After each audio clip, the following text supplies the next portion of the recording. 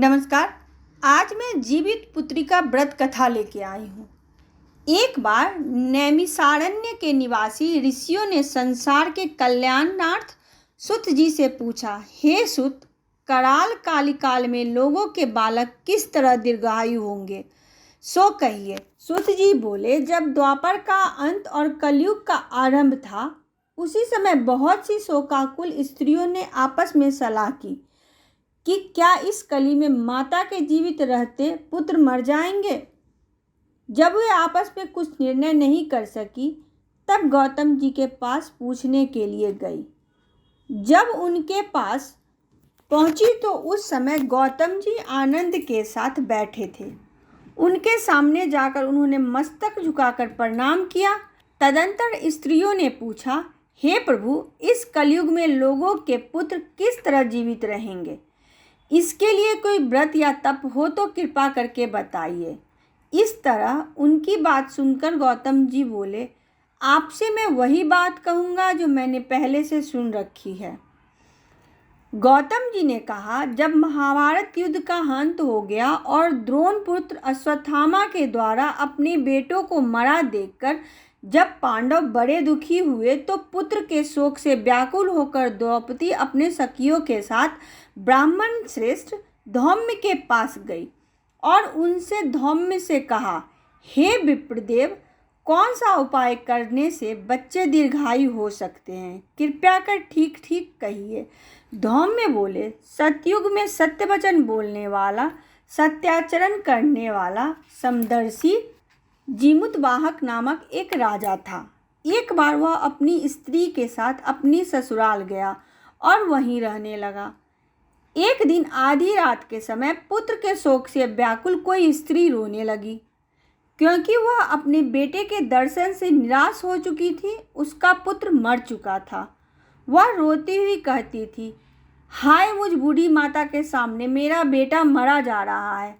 उसका रुदन सुनकर राजा जीमूतवाहन का तो मानो हृदय विदीर्ण हो गया। वह तत्काल उस स्त्री के पास गया और उससे पूछा, तुम्हारा बेटा कैसे मरा है? बूढ़ी ने कहा, गरुड़ प्रतिदिन आकर गांव के लड़कों को खा जाता है।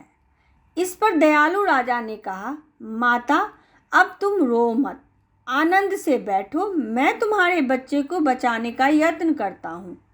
ऐसा कहकर राजा उस स्थान पर गया। वहाँ गरुड़ आकर प्रतिदिन मांस खाया करता था। उसी समय गरुड़ भी उस पर टूट पड़ा और राजा के शरीर का मांस खाने लगा। अब अतिशय तेजस्वी गरुड़ ने राजा का बायां अंग खा लिया तो झटपट राजा ने अपना दाहिना अंग फेरकर गरुड़ के सामने कर दिया। यह देखकर गरुड़ जी ने कहा, देवयोनियों में तुम कौन हो? तुम मनुष्य तो नहीं जान पड़ते। अच्छा, अपना जन्म और कुल बताओ। पीड़ा से व्याकुल मन वाले राजा ने कहा, हे पक्षीराज, इस तरह के प्रश्न करना व्यर्थ है। तुम अपनी इच्छा भर मेरा मांस खाओ।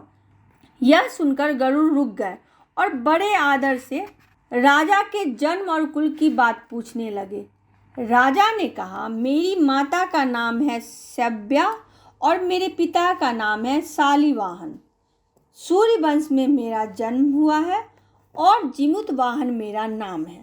राजा की दयालुता देखकर गरुड़ ने कहा, हे महाभाग, तुम्हारे मन में जो अभिलाषा है वह वर मांगो।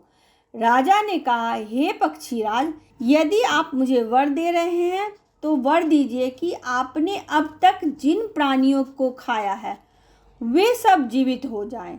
हे स्वामिन, अब से आप यहाँ बालकों को न खाएं और कोई ऐसा उपाय करें कि जहाँ जो उत्पन्न हो वे लोग बहुत दिनों तक जीवित रहें। धौम्य ने कहा, पक्षीराज गरुड़ राजा को वरदान देकर स्वयं अमृत के लिए नागलोक चले। वहाँ से अमृत लाकर उन्होंने उन मरे मनुष्यों की हड्डियों पर बरसाया। ऐसा करने से सब लोग जीवित हो गए जिनको कि पहले गरुड़ ने खाया था। राजा के त्याग और गरुड़ की कृपा से वहाँ वालों का बहुत कष्ट तो दूर हो गया। उस समय राजा के शरीर की शोभा दूनी हो गई थी।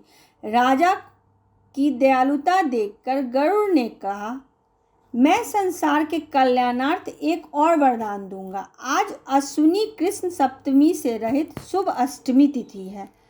आज ही तुमने यहाँ की प्रजा को जीवन दान दिया है। हे वत्स, अब से यह दिन ब्रह्म भाव हो गया है। जो मूर्ति भेद से विविध नामों से विख्यात है, वही त्रैलोक्य से पूजित दुर्गा अमृत प्राप्त करने के अर्थ में जीवित पुत्रिका कहलाई है।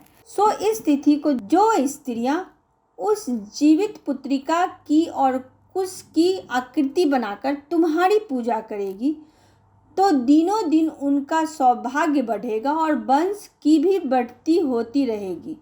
हे महाभाग, इस विषय में विचार करने की भी आवश्यकता नहीं है। हे राजन, सप्तमी से रहित और उदया तिथि की अष्टमी को व्रत करें, यानी सप्तमी विद अष्टमी जिस दिन हो उस दिन व्रत न कर शुद्ध अष्टमी को व्रत करे और नवमी में पारण करे। यदि इस पर ध्यान न दिया गया हो तो फल नष्ट हो ही जाएगा और सौभाग्य तो अवश्य नष्ट हो जाएगा। जीमूत वाहन को इस तरह का वरदान देकर गरुड़ वैकुंठ धाम को चले गए और राजा भी अपनी पत्नी के साथ अपने नगर को वापस चले आए। धौम्य द्रौपदी से कहते हैं, हे देवी, मैंने यह अतिशय दुर्लभ व्रत तुमको बताया है। इस व्रत को करने से बच्चे दीर्घायु होते हैं। हे देवी, तुम पूर्वोक्त विधि से इस व्रत और दुर्गा जी का पूजन करो तो तुम्हें अभिलषित फल प्राप्त होगा। मुनिराज धौम्य की बात सुनकर द्रौपदी के हृदय में एक प्रकार का कौतूहल उत्पन्न हुआ और पूर्ववासिनी स्त्रियों को बुलाकर उनके साथ यह उत्तम व्रत किया। गौतम ने कहा, यह व्रत और इसके प्रभाव को किसी एक चिन्नी ने सुन लिया और अपनी सखी सियारिन को बतलाया। इसके बाद पीपल वृक्ष की शाखा पर बैठकर उस चिन्नी ने और उस वृक्ष के खोते में बैठकर सियारिन ने भी व्रत किया। फिर वही चिही किसी उत्तम ब्राह्मण के मुंह से यह कथा सुनाई और पीपल के खोते में बैठी हुई अपनी सखी को सुनाया। सियारिन ने आधी कथा सुनी थी कि उसे भूख लग गई और वह उसी समय सबसे भरे हुए शमशान में पहुंची।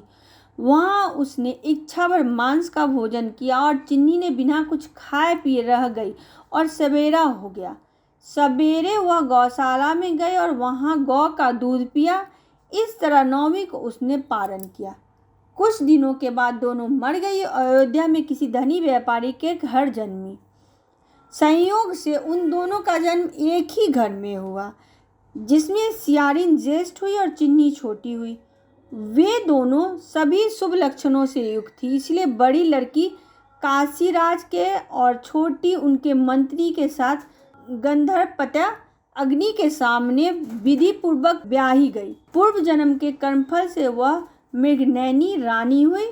जिस किसी भी संतान को उत्पन्न करती वह मर जाती थी और पूर्व जन्म की बातों को स्मरण करने वाली मंत्री की पत्नी ने अष्ट वस्तुओं से सदृश तेजस्वी 8 बेटे उत्पन्न किए और सभी जीवित रह गए।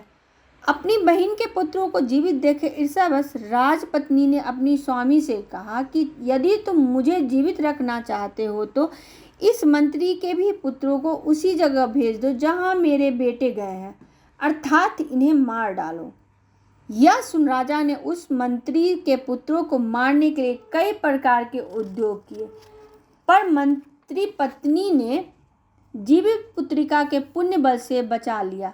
एक दिन राजा ने अपने आदमियों से उस पुत्रों का सिर कटवाकर पिटारी में रखवाया और वह पिटारी उनकी माता के पास भेज दिया, किंतु वे 8 सिर बेशकीमती जवाहरात हो गए और भले चंगे हुए 8 लड़की अपने माता के पास वापस चले गए।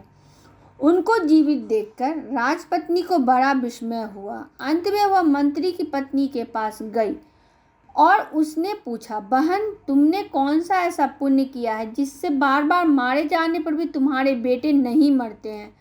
इस पर मंत्री की पत्नी ने कहा, पूर्व जन्म में मैं चिही थी और तुम सियारिन, दोनों ने व्रत किया था। तुमने व्रत के नियमों का भली भांति पालन नहीं किया और मैंने किया था। इसी दोष से हे बहन, तुम्हारे बेटे नहीं जीते हैं। ओ राजरानी, अब भी तुम उस जीवित पुत्री का व्रत को करो तो तुम्हारे बेटे दीर्घायु होंगे। मैं तुमसे सच सच कह रही हूँ। उसके कथनानुसार रानी ने व्रत किया, तभी से उसके कई बेटे सुंदर और दीर्घायु होकर बड़े बड़े राजा हुए। सूत जी कहते हैं कि सब प्रकार का आनंद देने वाला मैंने यह दिव्य व्रत बतलाया।